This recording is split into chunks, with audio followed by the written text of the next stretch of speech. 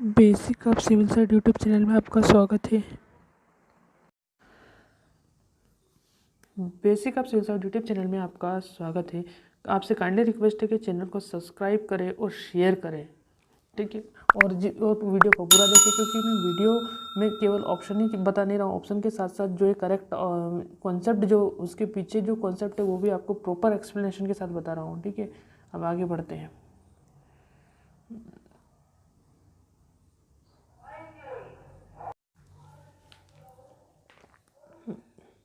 ठीक है। कितने तापमान होने पर पाठ्यांक पर सेल्सियस और फ़ारेनहाइट के तापमापियों एक ही होते हैं? तो इसका एग्जैक्ट आंसर क्या आएगा? इसका एग्जैक्ट आंसर आएगा 40 सेंटीग्रेड। अब है न्यूनतम संभव तापमान, इसे परम शून्य तापमान भी बोलते हैं। इससे नीचे आज तक वैज्ञानिकों ने कोई तापमान नहीं बनाया है, इसलिए इसे परम शून्य ताप भी बोलते हैं। और इसका एग्जैक्ट आंसर आएगा ए, -277 सेंटीग्रेड। इस तापमान में क्या होता है? इस तापमान में ये होता है कि इस तापमान के नीचे जो तापमान में जो पार्टिकल के मॉलिक्यूल्स रहते हैं, जो अणु रहते हैं, उनकी गति रुक जाती है, ठीक है। उसके बाद बात करते हैं किसी मनुष्य के शरीर का सामान्य तापमान कितना होता है। तो किसी मनुष्य का शरीर का सामान्य तापमान होता है 78 फेरेट। देखो 58 फेरेट, और 58 सेंटीग्रेड तो हो नहीं सकता उसका, और 68 फेरेट तो हो नहीं सकता, और 66 फेरेट भी नहीं हो सकता। तो एग्जैक्ट आंसर आएगा ए, ठीक है। एक स्वस्थ मनुष्य के शरीर का तापमान कितना होता है? तो एक स्वस्थ मनुष्य के शरीर का तापमान जो होता है वो होता है 37 सेंटीग्रेड। एग्जैक्ट आंसर आएगा ए, ठीक है। आगे बढ़ते हैं।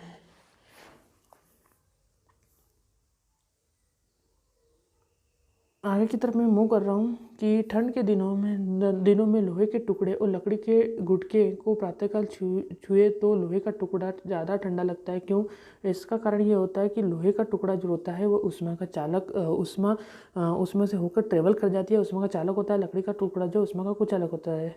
तो लोहे के टुकड़ा का ताप लकड़ी के टुकड़े से कम होता है। लकड़ी के टुकड़े की तुलना में लोहा उष्मा का अच्छा चालक होता है। एग्जैक्ट आंसर आएगा बी, ठीक है। आगे बढ़ते हैं। नेक्स्ट अपना क्वेश्चन है कि आणविक संचलन के द्वारा उष्मा का संवहन जो होता है, अणु का संचलन के द्वारा उष्मा का संचलन होता है संवहन के द्वारा। इसमें होता क्या है कि एक बाल्टी समझ लीजिए आप, उस बाल्टी में वाटर भरा है, ठीक है। अपन नीचे से गर्म कर रहे हैं उस पानी को। तो पानी को नीचे से गर्म कर रहे हैं तो नीचे वाले मॉलिक्यूल्स गर्म होंगे और ऊपर की तरफ मोशन करेंगे, ठीक है। तो नीचे वाले जब मॉलिक्यूल्स गर्म होंगे तो वो हल्के हो जाएंगे और ऊपर की तरफ मोशन करेंगे, और ऊपर वाले मॉलिक्यूल जो ठंडे वो भारी होकर नीचे की तरफ मोशन करेगा। इस प्रोसेस के थ्रू पूरी बाल्टी का जो पानी गर्म हो जाएगा। इसी प्रोसेस को संवहन बोलते हैं। और आप महसूस करोगे कि सबसे पहले जो है पानी जो है लेयर के फॉर्म में गर्म होता है। तो सबसे पहले नीचे वाली लेयर गर्म होगी, फिर उसके बाद ऊपर वाली, और लास्ट में टॉपेस्ट लेयर गर्म हो जाएगी, ठीक है। समुद्र की बात भी कर लेते हैं, नदियों का भी बात कर लेते हैं कि नदियों में जो टॉप मोस्ट लेयर पर जो सन की ले पड़ती है, टॉप मोस्ट लेयर पर सन की जो रे पड़ती है, तो उससे क्या होता है कि जो ऊपर वाली लेयर गर्म रहती है, लेकिन समुद्र के नीचे वाला पानी ठंडा रहता है। इसका कारण क्या रहता है कि जो पानी रहता है, यहाँ पर जो हीट मिल रही है वो ऊपर टॉप सरफेस पे मिल रही है, तो टॉप सरफेस गर्म रहेगी, नीचे वाला पानी ठंडा रहेगा, ठीक है। ये संवहन का एग्जाम्पल, बेस्ट एग्जाम्पल बता दिया था मैंने। और आपको चालन भी बता देता हूँ कि एक्चुअल में चालन होता क्या है। चालन क्या होता है? चालन ये होता है कि एक लोहे का टुकड़ा है, ठीक है। लोहे के टुकड़े को अपन ने हीट देने के बाद क्या होगा कि उसके पास वाले मॉलिक्यूल्स गर्म होंगे, वो अपनी हीट को दो सेकंड वाले मॉलिक्यूल्स में ट्रेवल कर देंगे, थर्ड वाले मॉलिक्यूल्स में ट्रेवल कर देंगे। चालन के केस में जो है मॉलिक्यूल्स अपनी जगह स्थायी रहते हैं, लेकिन अणु अपनी जगह स्थायी रहते हैं, लेकिन वो अपने पास वाले अणु को जो है हीट दे देते हैं। इस तरह हीट जो है चलने लग जाती है, ठीक है। हीट इस तरह ट्रेवल होने लग जाती है, ठीक है। और विकिरण में क्या होता है? विकिरण में माध्यम की आवश्यकता नहीं होती है। जैसे कि जो सन रे है, सन रे के द्वारा पृथ्वी का गर्म होना एक विकिरण का एग्जाम्पल है, ठीक है। आगे बढ़ते हैं। निम्नलिखित द्रव में कौन सा ऊष्मा का बहुत अच्छा चालक होता है? तो एग्जैक्ट आंसर आएगा इसका पारा, और आंसर नंबर आएगा ए, ठीक है। अब नेक्स्ट क्वेश्चन की तरफ मूव करते हैं। तो शीतकाल में कपड़े हमें गर्म रखते हैं, क्योंकि इसका आंसर जो आएगा, ऐसा क्यों होता है? तो शरीर की ऊष्मा को बाहर नहीं जाने देते। आंसर आएगा डी, एग्जैक्ट आंसर आएगा इसका डी, इसका एग्जैक्ट आंसर आएगा डी, ठीक है।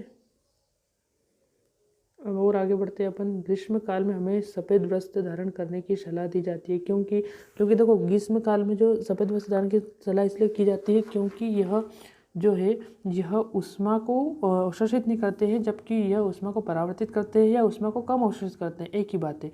तो एग्जैक्ट आंसर ये आएगा। अगर ऐसा दे रखा हो कि ऊष्मा को परावर्तित करते हैं तो वो ऑप्शन ज़्यादा करेक्ट रहेगा, जिसका एग्जैक्ट आंसर आएगा सी। अब बात करते हैं न्यून तापों में, न्यून तापों का अनुप्रयोग होता है तो इसका आंसर आएगा ए। ठीक है, अब बात करते हैं तेज हवा वाली रात्रि में ओस नहीं बनती है। इसका क्या आएगा, तेज हवा वाली रात्रि में ओस नहीं बनती है। पहला, वाष्पीकरण की दर तेज होती है, इससे क्या होता है कि जो एयर मॉलिक्यूल्स रहते हैं वो वाष्पीकृत हो जाते हैं और वाष्प बनना संभव नहीं होती। हवा में नमी की कमी होती है, ये आंसर आ नहीं सकता है। आकाश साफ नहीं होता है, ये भी एक ऑप्शन काटते भी आना चाहिए। और तापमान ऊंचा रहता है, ये तो ऑप्शन बन नहीं रहा है, तो एग्जैक्ट आंसर आएगा ए। ठीक है, नेक्स्ट क्वेश्चन की तरफ मैं मूव कर रहा हूँ। ठीक है, अब ठोस कपूर से कपूर वाष्प बनाने की प्रक्रिया जो होती है ऊर्ध्वपातन कहलाती है। ऊर्ध्वपातन प्रोसेस में आपको समझाता हूँ, ये यहाँ पे ऊर्ध्वपातन कहलाती है। ये वाला जो है ऊर्ध्वपातन कहलाती है, ये वाला ऊर्ध्वपातन की प्रोसेस कहलाती है। ऊर्ध्वपातन में होता क्या है, ठोस कपूर से कपूर वाष्प बनने की प्रक्रिया ऊर्ध्वपातन कहलाती है। और ये प्रोसेस जो है, ये प्रोसेस बेसिकली कहाँ होती है ये प्रोसेस बेसिकली आपकी बहुत सारी चीज़ों में होती है। पहले समझ लीजिए, अमोनिया क्लोराइड में भी ये प्रोसेस होती है, नेफ्थान की गोलियों में भी ये प्रोसेस होती है। ये अमोनिया क्लोराइड और नेफ्थान की गोलियाँ, दो चीज़ आप रट लेना, ये एग्जाम में पूछते हैं। ठीक है, और इसमें क्या होता है कि सीधा जो ठोस रहता है वो सीधा वाष्प में कन्वर्ट हो जाता है, लिक्विड फॉर्म आता ही नहीं है। अब नेक्स्ट क्वेश्चन जो है आपका है, नेक्स्ट क्वेश्चन है कि मनुष्य आर्द्रता से परेशानी महसूस करता है, निम्न में से उपयुक्त कारण क्या है। तो क्या होता है, अधिक पसीना आता है, बिल्कुल गलत है। पसीना तो आता है, गर्मी में भी पसीना आता है, उससे कोई फर्क तो नहीं पड़ता है।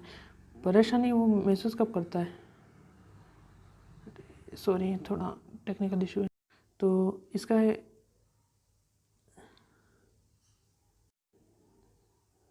Sorry for technical issue. तो इसका एग्जैक्ट आंसर क्या होगा कि पसीना आर्द्रता के कारण वाष्पीकृत नहीं होता है। मतलब क्या होता है कि जो पसीना रहता है वो आर्द्रता के कारण वाष्पीकृत नहीं होता, तो एग्जैक्ट आंसर आएगा सी। ठीक है, अब किसी द्रव को उसके क्वथनांक से पूर्व वाष्प में बदलने की प्रक्रिया को क्या कहते हैं, तो बदलने की प्रक्रिया को क्या कहते हैं, तो इसका एग्जैक्ट आंसर क्या होगा, वाष्पीकरण आएगा। ठीक है, अब है पहाड़ों पर पानी निम्नलिखित तापमान पर उबलने लगता है। तो जो पहाड़ों पर पानी जो है 100 सेंटीग्रेड से कम तापमान पर उबलने लगता है। इसका कॉन्सेप्ट जो इसके पीछे का कॉन्सेप्ट है वो मैं एक्सप्लेन करके बताता हूँ आपको कि ऐसा क्यों होता है। तो ऐसा इसलिए होता है क्योंकि जैसे जैसे आप पृथ्वी की सतह से ऊपर जाते हैं तो एटमॉस्फेरिक टेम्परेचर ATM जो है, एटमॉस्फेरिक जो दाब होता है वो कम होता जाता है। उससे क्या होता है कि इस पे दाब कम लगता है, वाटर पर दाब कम लगता है, जिससे वो 100 सेंटीग्रेड से कम तापमान पर ही उबल जाता है। बात करते हैं भाप से हाथ अधिक जलता है अपेक्षाकृत उबलते हुए जल से। इसका एक्जैक्ट आंसर ये आएगा कि इसकी गुप्त ऊष्मा जो रहती है, इस भाप में गुप्त ऊष्मा होती है। गुप्त ऊष्मा वाला कॉन्सेप्ट क्या होता है, स्पेसिफिक हीट वाली वो चीज़ें होती है। जैसे कि गुप्त ऊष्मा होती है कि वह स्टेट जब जो है वाटर से गैस में जो चेंज होती है चीज़ें, तो उसका जो बीच वाला पॉइंट रहता है जहाँ पर वो उन दोनों को जोड़ता है, जहाँ वाटर को और गैस को जोड़ता है, उसका जो सेतु रहता है उसी सेतु को बोलते हैं स्पेसिफिक हीट या गुप्त ऊष्मा। और उसमें जो है हीट का अमाउंट ज़्यादा रहता है, इस वजह से इंसान भाप से ज़्यादा जलता है, भाप से अधिक जलता है अपेक्षाकृत उबले हुए पानी से। ठीक है, नेक्स्ट क्वेश्चन की तरफ मैं मूव करता हूँ। ऊष्मागतिकी का प्रथम नियम किस अवधारणा पर आधारित है, तो ऊर्जा संरक्षण की अवधारणा पर आधारित है, तो इसका आंसर आएगा ए। ठीक है, अब नेक्स्ट क्वेश्चन फिर मैं आगे बढ़ता हूँ। प्रकाश तरंग जो होती है वह अनुप्रस्थ तरंग होती है। ठीक है, अनुप्रस्थ तरंग होती है, और जो अनुदैर्ध्य तरंग होती है मैं बता चुका हूँ कि ध्वनि तरंग की होती है और सर्ग और कर्तव्य के रूप में ट्रेवल करती है। पहले वाली वीडियो इस चीज़ को देखने के लिए, प्रॉपर एक्सप्लेनेशन को देखने के लिए पहले वाली वीडियो नंबर 3 को जरूर देखिए। ठीक है, नेक्स्ट क्वेश्चन पर मैं आगे बढ़ता हूँ। तो प्रकाश की चाल होती है 3 × 10⁸ मीटर पर सेकेंड। ठीक है, और ध्वनि की चाल क्या होती है मैंने पिछली वाली वीडियो में बहुत अच्छे से बताया है, उसे कमेंट बॉक्स में कमेंट करके ज़रूर बताना। चंद्र ग्रहण की, सूर्य ग्रहण कब होता है, तो जब सूर्य चंद्रमा और पृथ्वी के बीच आ जाता है, चंद्रमा सूर्य और पृथ्वी के बीच आ जाता है, चंद्रमा जो है सूर्य और पृथ्वी के बीच आ जाता है, तब सूर्य ग्रहण की घटना होती है। इसका एक्जैक्ट आंसर आएगा ए। मान लीजिए ये आपका सन है, ये आपका मून है और ये आपकी अर्थ है।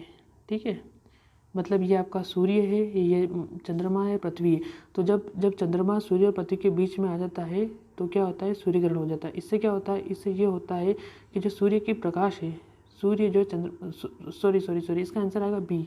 ये जो केस है, ये जो केस है ये है ये चंद्र ग्रहण का केस है। मैं जो है सूर्य ग्रहण की बात कर रहा हूँ।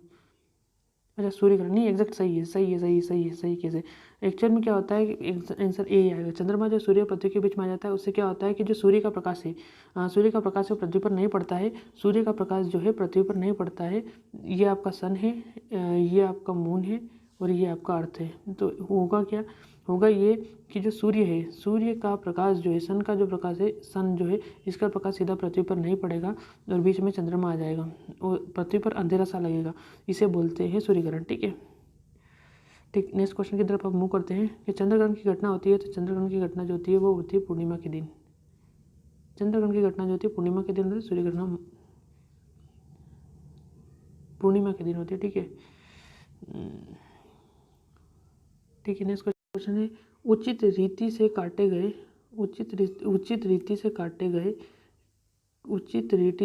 रीति से कटे हीरे की असाधारण चमक का आधारभूत कारण क्या होता है। तो इसका आधारभूत कारण होता है, इसका आधारभूत कारण उसे अति उच्च पारदर्शिता होती है, अति उच्च अपवर्तनांक सूचकांक होता है, बहुत कठोर होता है, या उसमें सुनिश्चित विचलन होता है। तो इसका क्या आंसर क्या आएगा, इसका आंसर आएगा बी।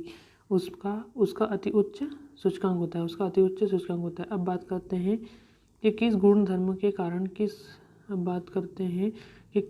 धर्म के कारण पानी से भरे बर्तन में डुबाई गई छड़ मुड़ी हुई प्रतीत होती है। तो इसका आंसर जो आएगा वो आएगा अपवर्तन। एक्चुअल में केस क्या होता है कि ये छड़ रखी हुई है, पानी की जो छड़ रखी हुई है, इस पर सनलाइट पड़ रही है, पानी भरा हुआ है। ठीक है, तो क्या होता है कि जो प्रकाश के कारण जो है, प्रकाश की जो किरण होती है वो सघन माध्यम से जो विरल माध्यम से सघन माध्यम में जाती है तो अभिलंब से दूर हट जाती है और ये छड़ थोड़ी सी ऊपर उठी हुई होती है। इसी घटना को प्रकाश का अपवर्तन बोलते हैं। ठीक है, ये मैंने आपको कॉन्सेप्ट भी पूरा एक्सप्लेन कर दिया। ठीक है, एक समतल दर्पण का आपतित कोण, समतल दर्पण पर आपतित किरण 60 डिग्री है तो परावर्तित किरण भी 60 डिग्री ही होगी। ये अपवर्तन का नियम है कि देख लो, ये बता देता हूँ मैं। ये आपकी आपतित किरण है, ये आपकी परावर्तित किरण है और ये अभिलंब है। तो यहाँ पे θ1 और θ2। तो अपवर्तन का नियम, परावर्तन या अपवर्तन का नियम ये बोलता है कि जब जो आपतित किरण और परावर्तित किरण अभिलंब तीनों एक ही तल पर रहते हैं और आपतन कोण का मान और परावर्तन कोण का मान बराबर होता है। ठीक है, इसी हिसाब से जो है परावर्तन कोण का मान जो 60 डिग्री आएगा। ठीक है, अब नेक्स्ट क्वेश्चन है अगर प्रकाश का आगमन कोण 90 डिग्री है तो अपवर्तन के बाद 30 डिग्री हो जाता है तो अपवर्तन क्या होगा। तो इसका जो एग्जैक्ट आंसर आएगा ये 3 आएगा। ये मैं करके बताता हूँ आपको। इसका एग्जैक्ट आंसर आएगा 3। देखो इसमें क्या कैसे निकालेंगे, इसमें निकालेंगे 90 डिग्री जो है आपतन कोण का मान जो आएगा उसको पहले रखेंगे और अपवर्तन कोण का मान जो है 30 डिग्री। ठीक है, ये जो होता है अपवर्तनांक होता है, ये जो आपका अपवर्तनांक यही होता है। तो ये 0 से 0 कैंसिल और 3, तो आपका आंसर आएगा 3। ठीक है, तो इस हिसाब से मतलब अपवर्तनांक सूचकांक ये होता है कि आपतन कोण का मान डिवाइडेड बाय द अपवर्तन कोण का मान इज इक्वल टू द अपवर्तनिक सूचकांक। ठीक है, अब नेक्स्ट बात करते हैं किसी दर्पण को θ डिग्री घुमाया जाए तो परावर्तन के बाद वह 2 θ डिग्री घूम जाएगा। एग्जैक्ट आंसर आएगा डी। ठीक है, पूर्ण आंतरिक परावर्तन होता है जब प्रकाश, देखो पूर्ण आंतरिक परावर्तन अपने आप में बहुत मैं 1000 स्टार लगा दूं तो भी कम पड़ेगा। ये हीरे से कांच में जाता है पानी तो पूर्ण आंतरिक परावर्तन होता है। अब बात करते हैं रेगिस्तान की मरीचिका जो है वो भी पूर्ण आंतरिक परावर्तन का एग्जाम्पल है। ठीक है, और ऑप्टिकल फाइबर वाला क्वेश्चन नहीं आया तो भी मैं बता देता हूँ कि जो ऑप्टिकल फाइबर वाली नली रहती है वो भी पूर्ण आंतरिक परावर्तन की चीज़ें में आती है। और पूर्ण आंतरिक परावर्तन को मैं अच्छे से एक्सप्लेन करूँगा एक सेपरेट वीडियो के थ्रू। पेट और शरीर के अन्य हिस्सों को निरीक्षण के लिए प्रयुक्त तकनीक में वो भी इंडोस्कोप जो रहता है वो भी पूर्ण आंतरिक परावर्तन पर बेस ही रहता है। तो इसका आंसर आएगा ए। ठीक है, अब बात करते हैं इंद्रधनुष के कारण होता है। तो इंद्रधनुष जो है परावर्तन अपवर्तन के कारण होता है। इंद्रधनुष जो है सूर्य की अपोजिट दिशा में दिखता है। ये क्वेश्चन हमेशा आया हुआ है कि इंद्रधनुष कहाँ दिखता है, सूर्य पूर्व में तो इंद्रधनुष पश्चिम में दिखेगा। ये क्वेश्चन MPSI में भी आया हुआ है और ये बहुत इंपॉर्टेंट क्वेश्चन है। तो सूर्य की अपोजिट दिशा में इंद्रधनुष हमेशा दिखता है। ठीक है, अब नेक्स्ट क्वेश्चन की तरफ स्विच करते हैं। आकाश का नीला प्रतीत होना जो है अपवर्तन के कारण होता है। आकाश का नीला जो है प्रकीर्णन के कारण होता है। सी आएगा इसका आंसर।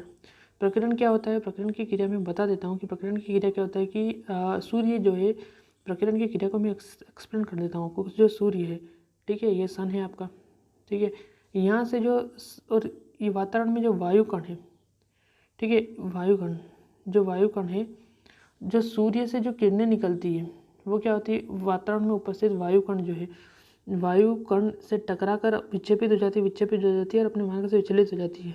और तो इसे बोलते हैं प्रकाश का प्रकीर्णन, और अपने मार्ग से विचलित होकर पृथ्वी पर आती है और इस प्रक्रिया को प्रकीर्णन बोलते हैं। विवर्तन है, अपवर्तन या परावर्तन। आकाश का नीला दिखाई देना एक्चुअल में प्रकीर्णन के कारण नहीं दिखाई देता है, वो अपवर्तन के कारण दिखाई देता है।